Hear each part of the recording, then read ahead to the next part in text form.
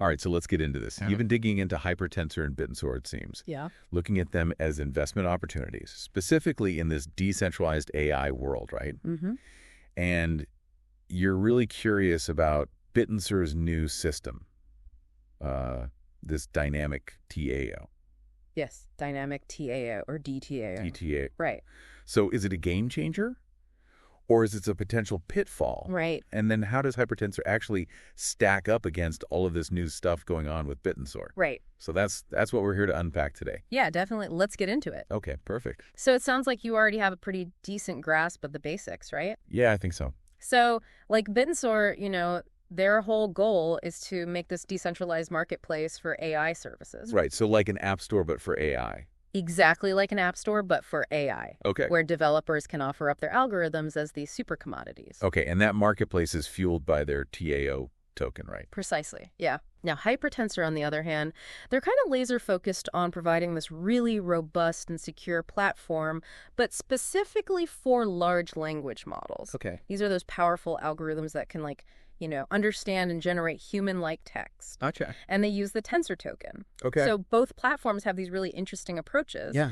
But this dTAO system that Bittensor is now rolling out, that's really what's kind of, shaking things up a little bit. Okay, so let's break down dTAO then. Oh, right. From what I'm getting, it seems like it's supposed to make Bittensor even more decentralized. Yeah. But how does it actually work? So imagine, right? Bittensor kind of started with this central authority controlling all the rewards, kind of like a walled garden. Okay. And that's like their old Yuma consensus model. Okay. But now they're trying to break free from that with dTAO. Okay. It's about putting the power into the hands of those who hold the TAO tokens Okay. and letting them directly influence how resources are allocated and which AI projects actually get those rewards. Okay, so are they essentially just handing over the keys to the kingdom? You could say that, yeah, in a way, yes. Okay. With dTAO, TAO holders can stake their tokens on these specific subnets. Okay. And these subnets are kind of like, specialized communities within Bittensor, right? Right. And they're focused on different types of AI. Okay. And the more TAO that gets staked on a specific subnet, Okay. the more resources and rewards it gets. Okay. So it's almost like voting with your tokens to support the projects that you actually believe in. Exactly. Yeah, it's like putting your money where your mouth is. Okay, so it's creating a more democratic, market-driven system Right. where, like, the most popular and useful AI models, those get the most support. Yeah. So that sounds great in theory, Right. but I'm sure there's some potential downsides to this, right? Oh, of course. Like what? Well, one concern is the potential for collusion, right? Yeah. What's to stop a group of these large TAO holders from just banding together and manipulating the system Right. to favor their own projects, Okay. even if those projects aren't actually the most valuable? Right, so the system is really only as good as the people who are participating in it, huh? Unfortunately, yes, that is a recurring theme in the crypto world. Right, for sure. And then there are other challenges too. Okay. So for this dTAO to really work, you need a large and active community of TAO holders, right? Okay. And they need to be engaged enough and informed enough to make wise decisions about where to stake their tokens. That sounds like a really big ask. It is. It is. You're basically relying on the wisdom of the crowd to steer this whole ship. Yeah. How does this even compare to Hypertensor's approach? Right. They don't seem to be relying on the community for absolutely everything, do they? No, not really. Okay. Hypertensor takes this more centralized approach to governance. Okay. They believe that focusing on building this really robust and secure platform, Okay. that's more important than handing over all the decision-making power to the community. Okay. They have this really experienced team of developers and researchers, Gotcha.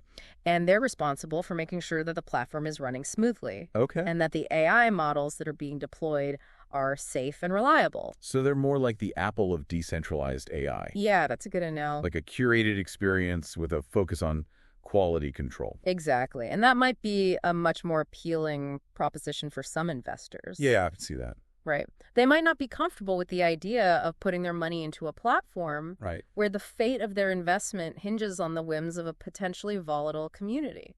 Okay, so two very different philosophies here. Sure. But let's get back to this dTAO system for a moment. Okay. Can you just walk me through how these emissions calculations actually work? Of course, yeah. So it's all about a popularity contest for these AI models. Where? There are three key factors. You have trust, rank, and consensus. Okay. Break those down for me. All right, so trust is basically like a measure of how much the validators, Okay. who are like the people responsible for securing the network.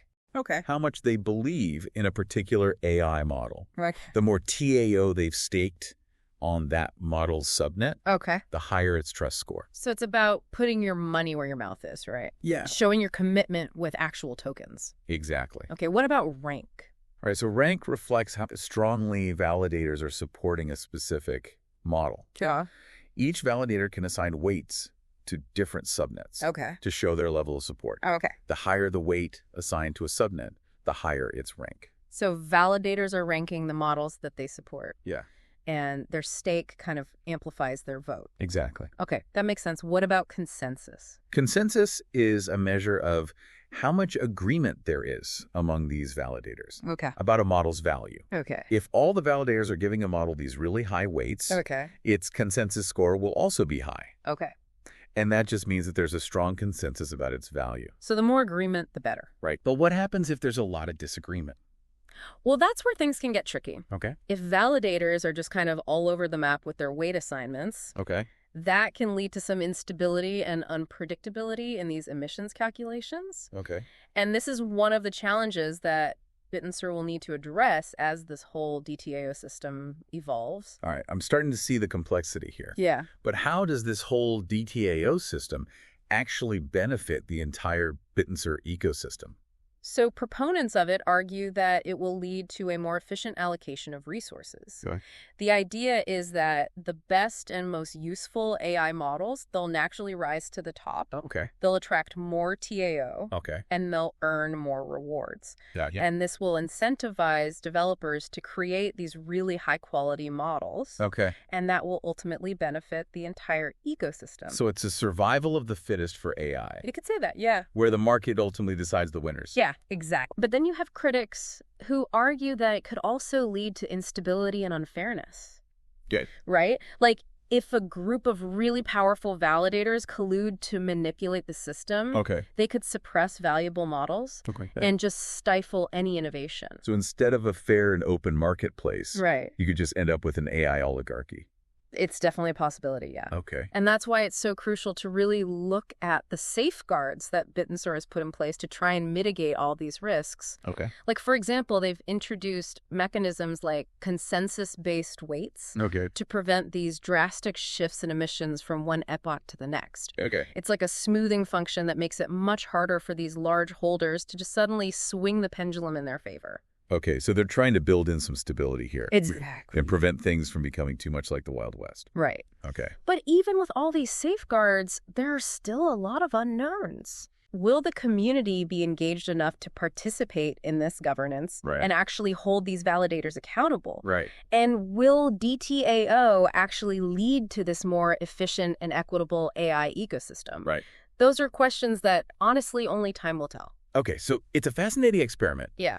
but it comes with, a pretty healthy dose of uncertainty. Yeah, for sure. Yeah. And that kind of brings us back to Hypertensor. Right. Right? Because they seem to be taking this much more cautious approach. Yeah. They believe that focusing on building this rock-solid foundation Okay. is more important than rushing into this radical decentralization. Okay. They're prioritizing security, reliability, and a more curated experience, Yeah. especially when it comes to those large language models. Okay. So let's break down Hypertensor's approach a bit more there. Okay. They're all about large language models, Right. which seems like a pretty specific focus, honestly. Yeah. Why are they so bullish on this particular area of AI? Well, large language models, or LLMs. Okay. They're these incredibly powerful tools, right? Okay. They can understand and generate human-like text, Okay. which makes them capable of such a wide range of tasks. Okay. Everything from like writing code to composing poetry Wow. to translating languages and like even answering these complex questions. So they're like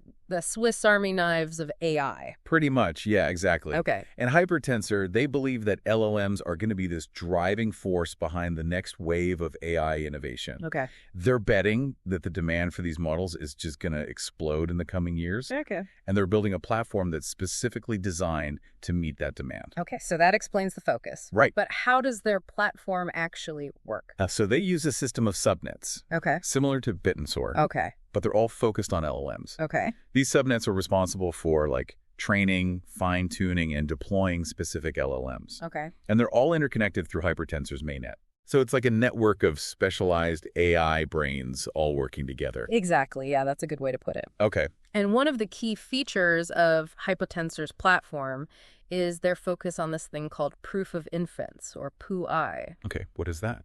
Right. So this is a mechanism that ensures that the computations performed by these LLMs are accurate and reliable. Wait, explain that to me. How do they actually prove that an AI is giving the right answers? It's a little bit complex. Okay. It involves some cryptography, but essentially Right. each computation that's performed by an LLM is accompanied by a proof Okay. that can be verified by anyone on the network. Okay. And that helps to prevent malicious actors from tampering with the models or providing, false information. So it's like a built-in lie detector for AI. Yeah, basically. That's pretty impressive. It is. And it's one of the reasons why Hypertensor is attracting a lot of attention from developers Yeah. who are building these mission-critical AI applications, Uh, right? They need a platform that they can trust. And Hypertensor seems to be delivering on that. okay, so they're building this reputation for reliability. Yeah. But what about community involvement? Right. Because Bittensor is all about, decentralization and giving the community a voice. Right. How does Hypertensor approach this? So they believe that community involvement is important, Okay. but they also believe that a certain level of centralization is necessary Okay. to ensure stability and security, Okay. especially in those early stages. Okay. They have this strong team of developers and researchers Right. who are responsible for overseeing the platform's development and just making sure everything is running smoothly. So they're not completely handing over the reins to the community. Not yet, no. Okay. But they are implementing mechanisms to give the community more of a say as the platform matures. Okay. So, for example, they have this system called subnet democracy, Okay. which allows tensor holders to vote on which subnets should be activated or deactivated. So it's a way for the community to collectively decide which LLMs are worthy of being a part of this network. Exactly. Okay. So it's kind of this balance And- between that centralized control and community governance. Okay. And it'll be interesting to see how it evolves over time. Okay, so I'm starting to get a better understanding of these two different philosophies at play. Right. So Bittensor's all about radical decentralization, Yeah. letting the market decide which models thrive. Right. And Hypertensor's taking this more cautious approach, Yeah. focusing on building that solid foundation Right. and then gradually incorporating more community governance as time goes on. Exactly. Nice. And both of these approaches have their pros and their cons. Right. So like Bittensor's approach, that has the potential to be much more innovative and disruptive, Okay. but it also comes with more risks. Okay. Hypertensor's approach. Okay. That's much more stable, much more predictable, Okay. but it might not be as agile or as responsive to changes in the AI landscape. Right, so it really comes down to what you're looking for as an investor. Right. Are you comfortable with the risks that are associated with a more experimental platform Yeah. like Bittensor? Right. Or do you prefer the stability and the reliability of a more established player like Hypertensor? Right. Okay, so those are the key questions. They are. And ultimately, only you can answer them. Right. But hopefully, this deep dive has given you the information you need to make an informed decision, at least. I hope so too. Well said. Thank you. Now, you mentioned earlier that one of the main criticisms of dTAO is that there's potential for manipulation by large token holders. Right. Can you elaborate on that a little bit more? Sure. What are some of the specific ways that these whales could game the system? Well, one of the biggest concerns is this zero-weight vulnerability. Okay. So even with safeguards like those consensus-based weights, Okay. it's still theoretically possible for a group of these validators to collude and suppress a subnet's emissions by consistently giving it a really low weight Okay. over an extended period of time. Okay. And so it wouldn't be like an immediate shutdown. Okay. It would be more like a slow strangling effect. Oh, so it's like a silent boycott Exactly. where they're essentially starving a subnet of resources without making a big fuss about it. Exactly. Okay. And this is where the importance of community vigilance really comes in. Okay. Because if TAO holders are actively monitoring validator behavior Right. and challenging unfair weight assignments, Okay. this type of manipulation becomes much more difficult to pull off. So it's all about transparency and accountability. Yes. But let's be realistic. Okay. Most people don't have the time or the expertise to constantly scrutinize the inner workings of these complex systems. That's true. Okay. And it's one of the inherent challenges of any decentralized system, right? Right. You're relying on the community to act as this checks and balances system. Right. But that only works if the community is engaged and informed. Right. So education and awareness are key here. Definitely. But let's switch gears for a moment Okay. and talk about Hypertensor's strengths. Okay. One area where they really seem to shine is in their security protocols. Yeah. Can you tell me more about how they're ensuring that the AI models that are running on their platform are actually safe and reliable? Sure. Yeah, so they've implemented this multi-layered security approach Okay. that includes everything from like rigorous code audits and penetration testing Yeah. to these really sophisticated fraud detection systems and real-time threat monitoring. Okay, so they're taking this very proactive approach to security. Right. But what about the AI models themselves? Right. How do they know if an AI is actually doing what it's supposed to be doing? Right. So that's where their proof of inference system comes in. Okay. So remember, PII allows anyone on the network to verify that the computations performed by an LLM are accurate. Okay. This helps to prevent malicious actors from, tampering with the models or feeding them biased data. So it's like having a built-in security camera Yeah, that's constantly monitoring the AI's behavior. exactly. Yeah. And that's one of the reasons why Hypertensor is attracting so much attention from those developers who are building those applications where security is absolutely paramount. Right. Okay. So they're building a reputation for trustworthiness here. Yes. But what about their approach to decentralization? Right. Bittensor is going all in on this dTAO, Yeah. handing over control to the community. Right. How is Hypertensor approaching this whole thing? So Hypertensor believes that decentralization is a journey, not a destination. Okay. So they're taking this more gradual approach. Okay. They're starting with a more centralized structure Okay. and then gradually incorporating more community governance as the platform matures. So it's this more cautious step-by-step approach. Yeah, exactly. Okay. And they argue that this is the best way to ensure stability and security, Okay. especially in those early stages of a platform's development. Okay, so two very different approaches, both with their own unique strengths and weaknesses. Absolutely. But let's shift gears again Okay. and talk about the investment potential of these platforms. Okay. Because at the end of the day, that's what really matters, right? It is. It is. Okay, so lay it out for me.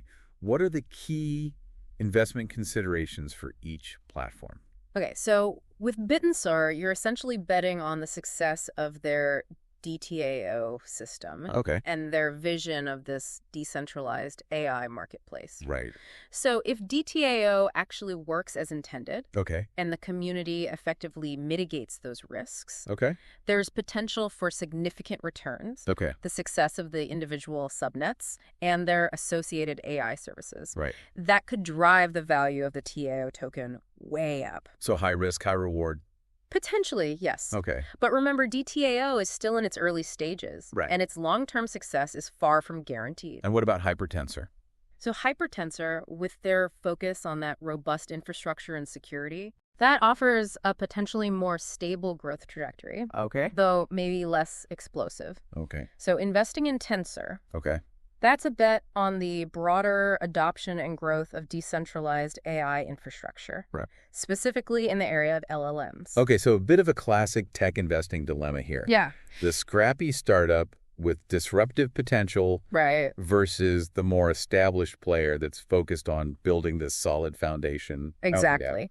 And which one is right for you really just depends on your individual investment strategy and your risk tolerance. Okay, so let's dig a little deeper into each platform's tokenomics. Okay. How are the TAO and the Tensor tokens actually used within their respective ecosystems?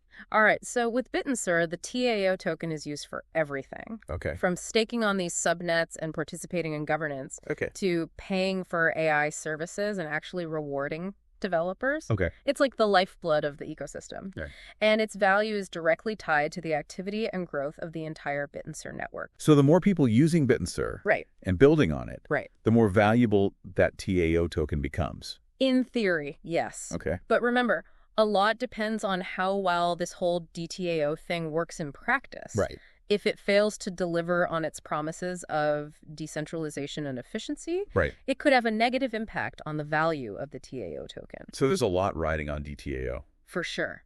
What about Tensor? How is that used within the Hypertensor ecosystem? So Tensor is used for similar purposes. Go. Staking, governance, paying for services, etc. Okay. But there's a key difference. Okay, what's that? Hypertensor has implemented this really unique mechanism Okay. that links the value of Tensor directly to the computational work Okay. that's performed by the LLMs on their network. So the more LLMs running on Hypertensor, Right. the more valuable that Tensor token becomes. Exactly. Okay. It's a way to ensure that the value of the token is tied to this real-world utility, Okay. rather than just speculation or hype. So it's almost like how Bitcoin's value is tied to the computational work of mining. Exactly. Yeah. And it's one of the reasons why Hypertensor is attracting a lot of attention from investors Right. who are looking for that long-term value and stability. So two very different approaches to tokenomics, For sure. both with their own unique features. Yes. But let's shift gears again and talk about the broader implications of these platforms. Sounds good to me. So Bittensor's UMA consensus, Right. just so we're all on the same page. Okay. It was built on this hierarchical structure. It was, yeah. At the top, you have the root network, Right. which was kind of like the brain of the whole operation. Exactly. It had significant control over how those TAO tokens were initially allocated. Yeah. So not very decentralized from the get-go. Not really, no. It raised some concerns about fairness and potential manipulation, for sure. Okay, I can see that. Yeah. Think of it kind of like a company Okay, where the executives have all the say okay. and the employees just have to follow their lead. Okay, I see how that might not really sit well with this whole ethos of decentralization. Right. So how did these subnets even fit into this structure? So each subnet was kind of dedicated to a specific AI task. Okay. Image recognition or natural language processing, you name it. Okay. They were all vying for a piece of that TAO pie. Okay. But the root network ultimately decided who got what. So like different departments within a company all competing for resources. Exactly, precisely. Okay. And this is where things get really interesting with dTAO. Okay. It's Bittensor's attempt to address those centralization concerns Right. and create a more level playing field. Okay, so how does dTAO actually change the game here? Well, with dTAO, that power shifts away from the root network Okay. and right into the hands of all the TAO holders. Okay. So now instead of that root network calling all the shots, Right. it's the community that decides which subnets get rewarded Okay. based on where they stake their TAO. So it's like taking that company's structure and turning it into a worker-owned cooperative. So it's a power shift from the top down to the bottom up. Exactly. Okay. And this is where the potential benefits come in. Okay. Proponents of dTAO argue that it'll lead to a much more efficient allocation of resources. Okay. The idea is that the best and most useful AI models will naturally attract the most TAO Right. and ensure that they get the support they need to thrive. That makes sense. But let's get real here for a moment. Okay. Isn't there a huge risk that this whole thing could devolve into just chaos? Right. What's to stop a group of whales Yeah. with tons of TAO from just manipulating the system? That's a valid concern. Yeah. And it's one of the main criticisms that are leveled against dTAO. Okay. Critics argue that it could create this system where the rich just get richer Right. and the smaller players get squeezed out. So instead of this fair and open marketplace, Right. you could just end up with an AI oligarchy. Yeah, it's possible. It's a possibility. And that's why it's so crucial to look at the safeguards that Bittensor has put in place Okay. to try to mitigate these risks. Okay. So, for instance, they've introduced mechanisms like consensus-based weights to Right. prevent these drastic shifts in emissions Okay. from one epoch to the next. Okay. So it's like the smoothing function Yeah. that makes it much harder for these whales to just suddenly swing the pendulum in their favor. Okay, so they're trying to build in some stability Yeah, exactly. and prevent things from getting too Wild West. Right. Okay. But even with these safeguards, there are still a lot of unknowns. Right. Will the community be engaged enough Right. to participate in this governance Okay. and hold these validators accountable? Right. Will dTAO actually lead to a more efficient and equitable AI ecosystem? Okay. So those are all questions that only time will tell. They are. Okay, so it's a fascinating experiment, It is. but it comes with this healthy dose of uncertainty. Definitely. And that brings us back to Hypertensor. Right. They seem to be taking a much more cautious approach. Absolutely. They believe that focusing on building this rock-solid foundation Okay. is more important than just rushing into this radical decentralization. Okay. They're prioritizing security and reliability Okay. and a more curated experience, Okay. especially when it comes to these large language models. Okay, so let's break down Hypertensor's approach a bit more. Okay. They're all about large language models. Right. which seems like a pretty specific focus. It is, yeah. Why are they so bullish on this particular area of AI? Well, large language models, or LLMs, Okay. are these incredibly powerful tools. Okay. They can understand and generate human-like text, Okay. which makes them capable of this wide range of tasks. Yeah. Everything from writing code and composing poetry Wow. to translating languages and even answering these complex questions. So they're like the Swiss Army knives of AI. Pretty much, yeah, exactly. And Hypertensor believes that LLMs are going to be this driving force behind the next wave of AI innovation. Oh, yeah? They're betting that the demand for these models is going to explode in the coming years, Okay. and they're building this platform that's specifically designed to meet that demand. We've been focusing a lot on like the nuts and bolts of these platforms. Yeah. You know, their consensus mechanisms, Mm-hmm. the tokenomics, all their security protocols. Right. But let's zoom out for a second and consider the bigger picture here. Okay. Yeah. What are the potential long-term implications of Bittensor and Hypertensor? Right. Like, how could these platforms even shape the future of AI as a whole? Well, if Bittensor succeeds in creating this truly decentralized and thriving AI marketplace, Right. it could have a profound impact on how AI is developed and accessed, really. Okay. Imagine a world where anyone, anywhere, can contribute to AI innovation, Okay. and where, the best AI models are readily available to anyone who needs them. It's like taking the power of AI out of the hands of these big tech companies and putting it into the hands of the people. Exactly. Yeah. It could lead to this democratization of AI, Right. where innovation just flourishes, Yeah. and the benefits of AI are more widely distributed. Okay.